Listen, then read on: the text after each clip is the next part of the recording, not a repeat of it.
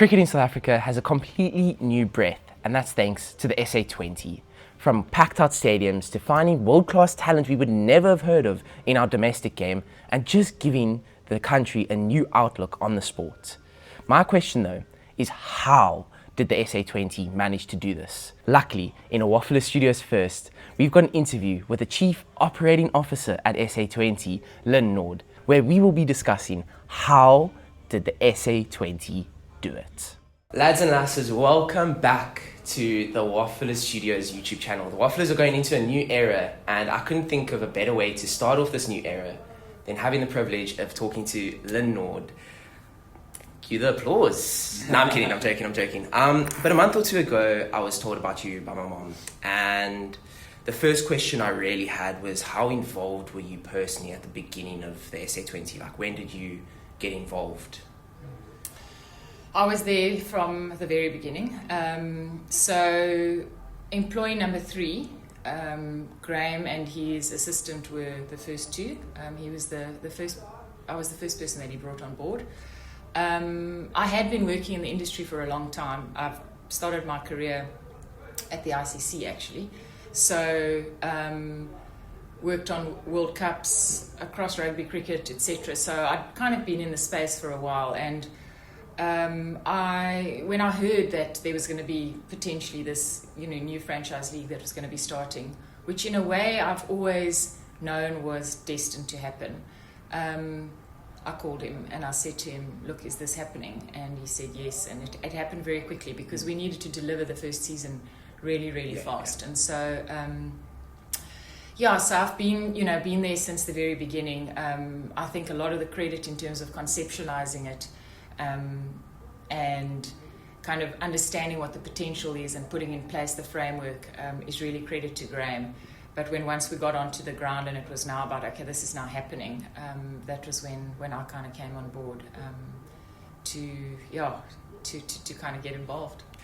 Well, you talk about Graham being the main kind of ideas man, but was there ever like a single overarching mission to the SA20, or was it more small little things that you wanted to achieve in that first season? No, I think we've always said to ourselves that we want to be the biggest franchise league outside of India. That's a statement that we have made publicly from the very beginning. And I think just in deciding that was our vision, the next step for us was, well, what does that mean? And we needed to then break down, is that about a broadcast audience? Is that about people in the stands? Is that about a following? And in many ways, it's all of those things if you want to grow, If you're only one season old and you've got, 100 TV viewers, what you want in the next season is 200. All of this kind of builds to your value. Similarly, if you've got 10 people in the stands, you want 20 the next season, etc. But what we were very focused on was an objective to resurrect the dormant cricket fan. And we didn't know how dormant that fan was. There was obviously, some negativity around cricket within the South African landscape. But I think the biggest surprise for us was that the South African fans' love of cricket was they hadn't left cricket. It was actually quite shallow, and all it needed was just a reason to believe and to be nurtured a little bit. And the moment that we started with that, so the two objectives were resurrect the dormant fan and introduce new people to cricket. And we did that by looking at multiple touch points. It was the quality of the cricket was very important. So making sure that in that first season you were attracting the best of the best. And again, I think this is credit to Graham, who really, went out on a limb to make sure that he recruited some of the world's best players who had a similar feeling of disillusionment possibly about the South African cricket landscape and weren't sure how big a risk they were taking. And were then prepared to come on board and say, actually, we trust that this is going to be different. And so, competitive cricket was core to what we wanted to achieve. And then making sure that the experience was about more than cricket. That was also kind of core to what we were focusing on. And when once we knew who we wanted to talk to and what we wanted to do, it was easy from then on, because then you just have to figure out what are the action points that you need to focus on in order to get to that, you know.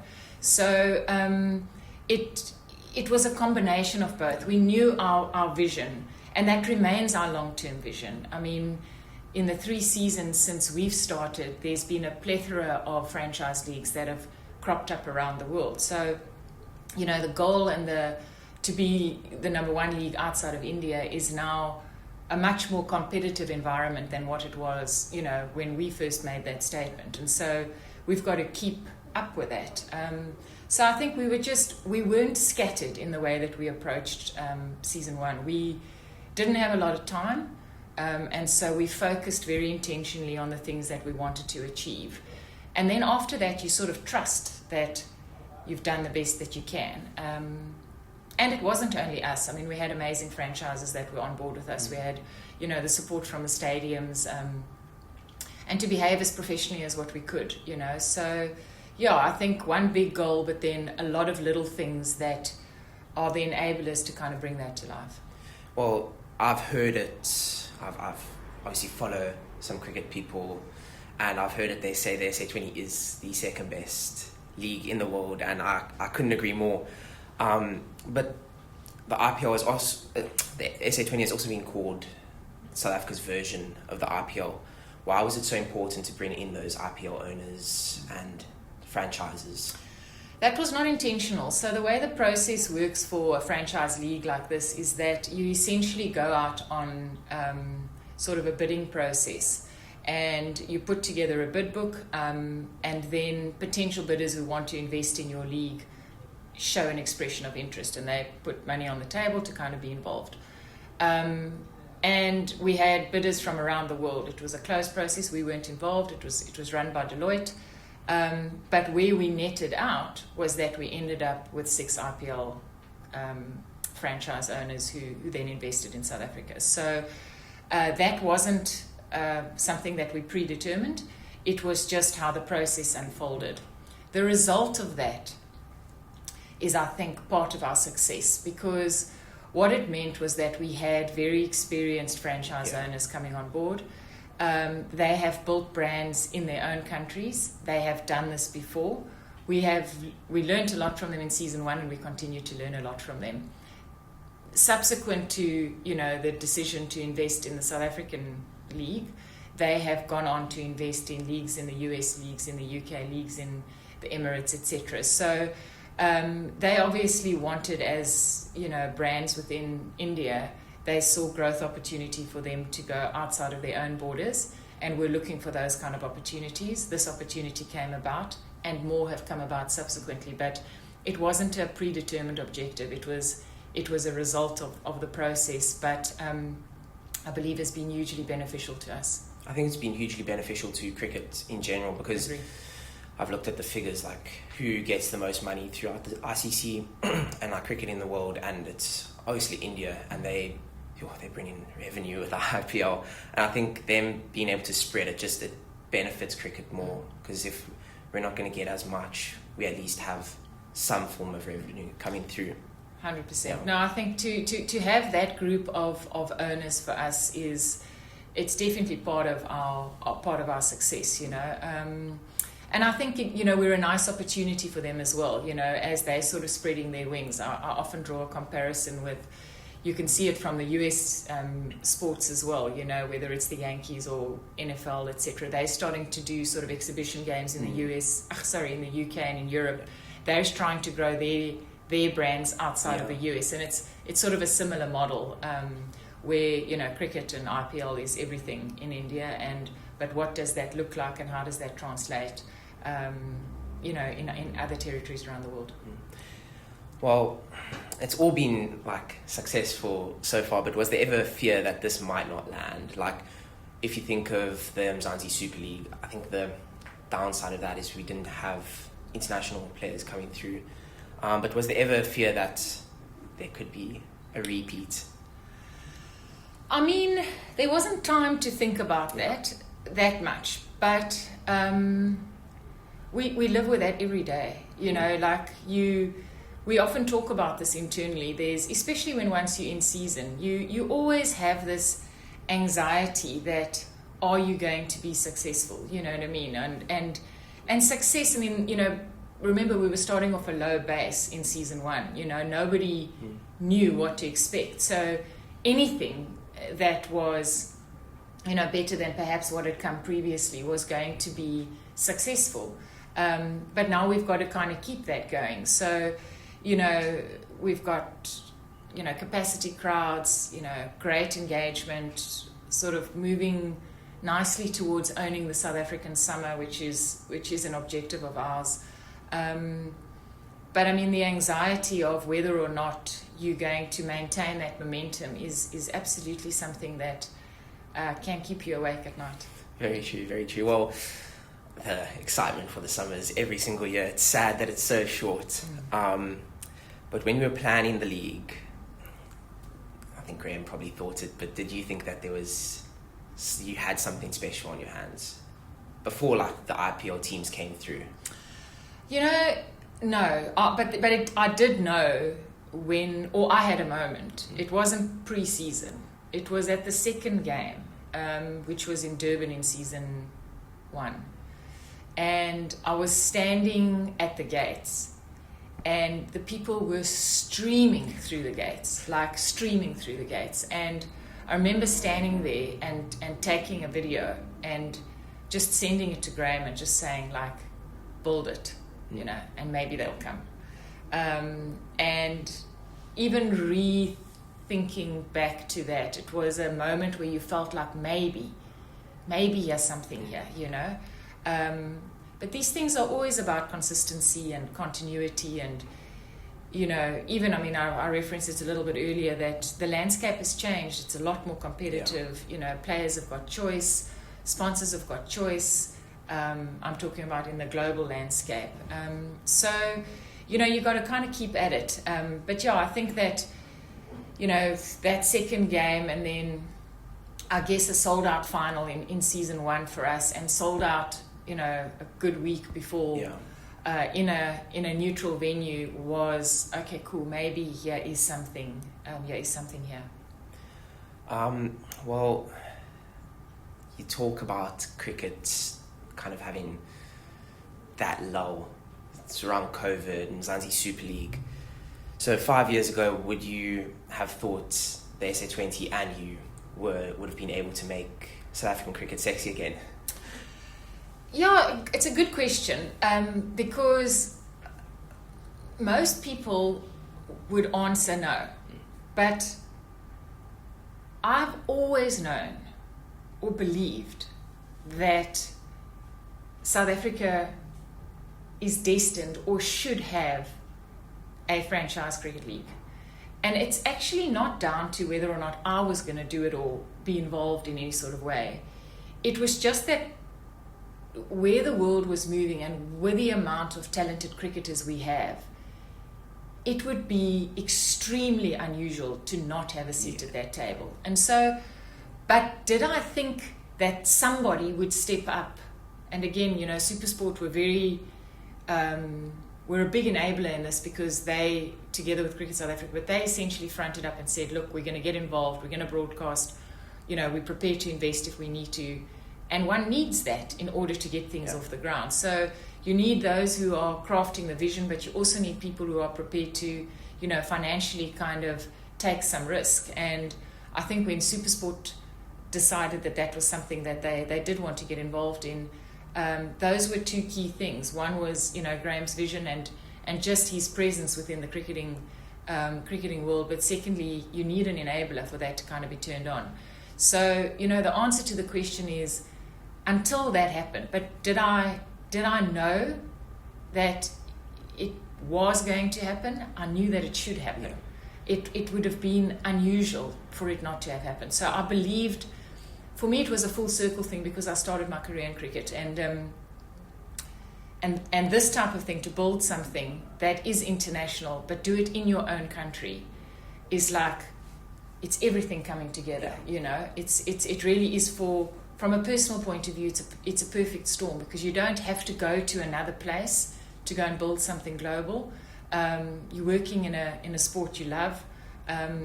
You're building something that South Africans can be proud of, but you're doing it here at home. So, that for me was a really, really unique opportunity. Yeah. I think when we had that lull, not having especially with domestic cricket now, like not having super sport on it, it devalues it. Yeah. And I think if we can get like the Warriors, the Blitz back onto super sport, I think we can take the momentum from the SA20 and get fans going back to our domestic teams. Because I miss the Cobras, to say the least. Yeah, listen, I mean, it's great when you've got someone as young as you saying that, because but we are starting to see green shoots within the cricket ecosystem and within the South African cricket landscape. So we can see it from our fan surveys as well. We're not there yet with domestic cricket, but I think we've just got to keep putting one foot in front of the other. I'm not saying domestic cricket's going to completely resurrect, because the world is changing, and so it's how do we adapt to that environment and some of those changes. I mean, we've obviously been worked with Cricket South Africa in launching schools SA20, and that's something that we do want to get some momentum. I think the Proteas are doing really, really well, the men and the women. So slowly but surely we're getting there, and there are certain holes that need to be filled. And I think as South African cricket, we've got to work on that. Like, I think for all of us, we've got to keep in goal that it's not about SA20 or about the Proteas or about domestic. There's certain decisions that if we make as a collective, we will benefit South African cricket. And I mean, for us as an organisation, when we talk about what is our purpose and who do we serve, we have committed to serving South African cricket. And so that's really the ecosystem, I guess, if we had to look back in 10 years' time, is to say it would be great to have a successful league, but if it has enabled the success of South African cricket in some small way, then we've achieved what we said we were going to achieve in season 1. Yeah, I think SA schools, so it's a really good addition. Like, I saw it pop up on my Instagram, I was like, follow, like that's going to help grow the next batch. Because you think of, for example, Tristan Stubbs, I don't think he would have been able to break through as well as he did if it wasn't for the SA20. So the platform is a big thing. I mean, that's really, and that's one of the ways you benefit South African cricket, is you provide a platform for players to be noticed and seen, and in turn that positively impacts their careers. And so that's a good example. Would he have been spotted if there wasn't an SA20? Possibly, because he would have been playing in the Proteas, but that still means that there's only 18 players that are being exposed globally, whereas now we've got so many more domestic players that have got the opportunity to participate on bigger stages than they perhaps did previously. Yeah, I do agree. And you touched on earlier that second game of the first season. I can really get a gauge of it, but what does it mean when you see like a 7-year-old MI Cape Town fan waving his flag, losing his head when a six has been hit, and just being hooked on cricket? That's probably one of the top 5 feelings, is the kids' piece for us, and this love of cricket that's kind of come back. And I think one of the things we found, which again was an intention, but you don't know until you know, is what we wanted to be was like a connector, like a reason that people get together. So when we spoke about the dormant fan, that guy who was about my age, a lot of those guys had, and girls, have young kids now, and they remember what in the olden days used to be, the Benson and Hedges sort of colour cricket series. And the feeling, in fact, the campaign line around those, way back was share the feeling. It really was like summer, Bryce, great cricket, and that was a feeling that a lot of people 35, 40 plus remember. And I think what SA20 has done, or better SA20 has done, is given the opportunity for them to take their kids to feel what they felt. And that nostalgia piece has been an important part in why the kids have come. And the moment the kids are there, then the momentum kind of just carries itself. And so even anecdotally, I mean, we'll chat to people who are moving from football to cricket. They now want to start playing. And So, I mean, I think that that's a really positive thing for us. And I think the kids are so authentic in their love of the experience and their love of the players, etc. So, I mean, definitely that for us has been a huge win.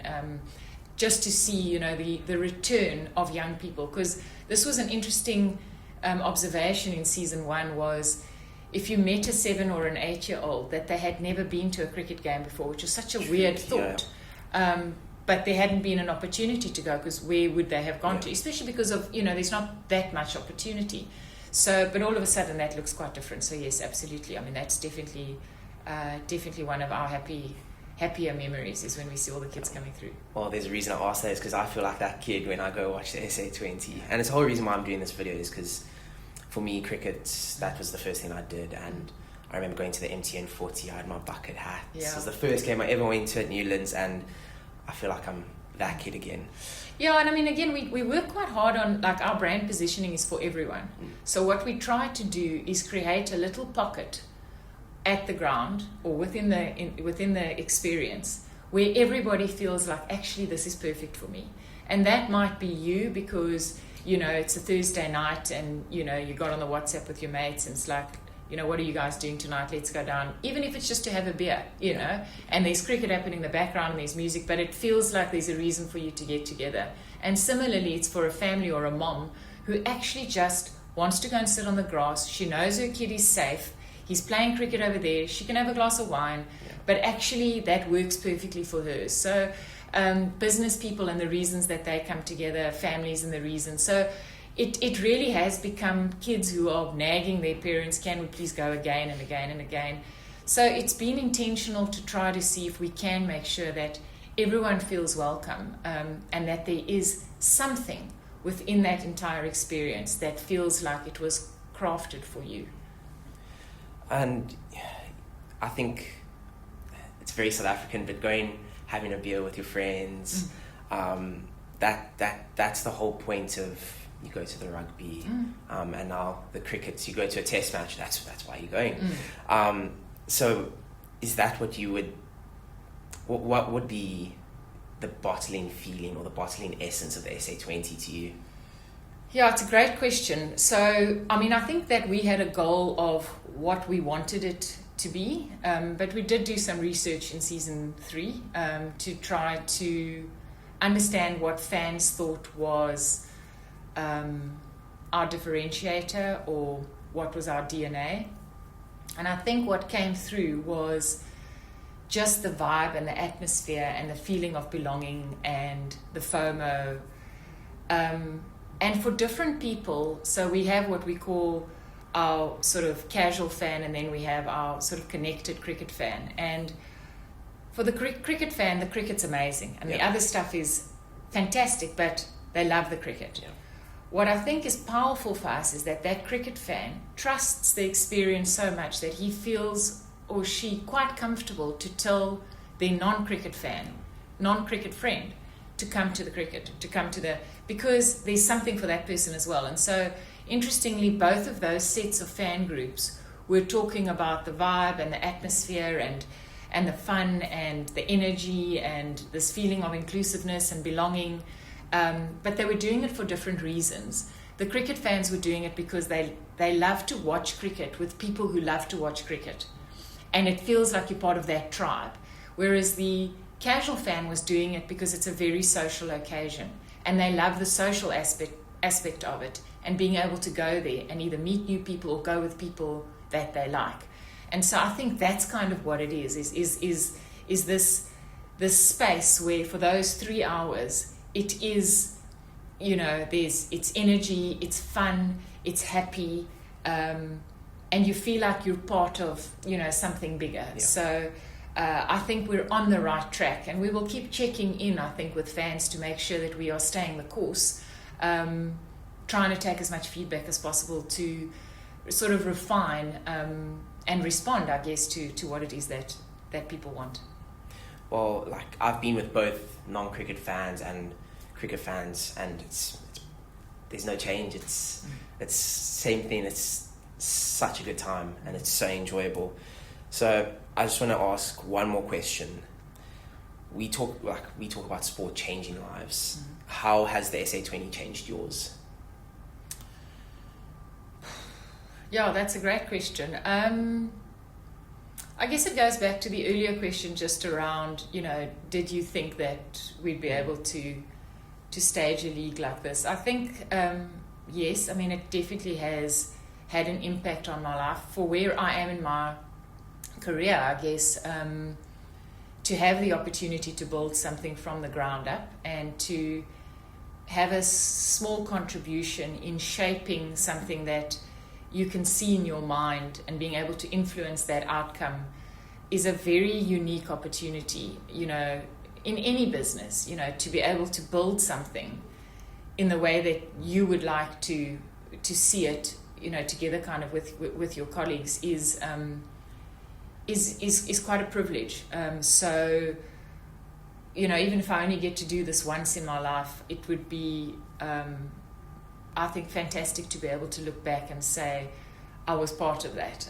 So yeah, it's had it's a great environment to work in. So I think we're quite proud for how far we've come, but we still got a road ahead. Yeah, of course, but yeah, thank you again. It's a huge honor to be able to sit here in the SA20 offices and have a discussion with you. It's quite surreal to me, so I appreciate it a lot. And no problem. Yeah, guys, thank you so much for tuning in. The main video should be up as this is up. Give that one a watch, and you won't get all of the answers in that video, but yeah, I hope you enjoyed. Cheers.